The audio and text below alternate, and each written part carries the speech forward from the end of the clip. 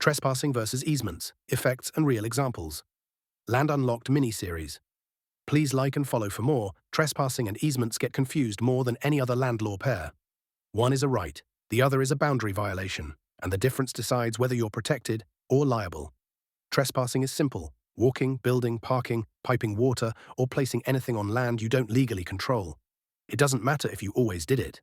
It doesn't matter if the neighbor never complained. Trespass is a physical invasion, and every day it continues, the damage stacks. An easement is totally different. It's a recorded right, created in writing, tied to the land, with boundaries, limits, and purpose. An easement can let you cross someone else's property, but only for exactly what the document allows.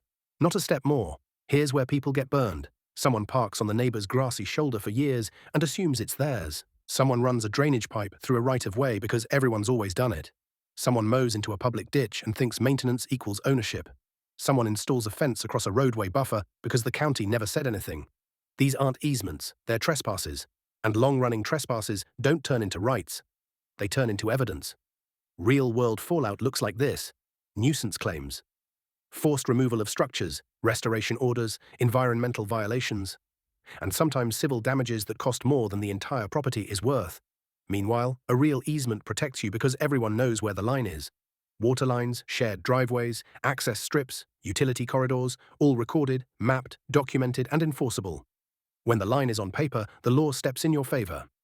When the line is crossed by assumption, the fallout hits fast. Every piece of land holds a story, some written in law, others hidden beneath the surface. If you found this helpful, tap follow and join Land Unlocked, where we uncover the hidden laws of land use and ownership.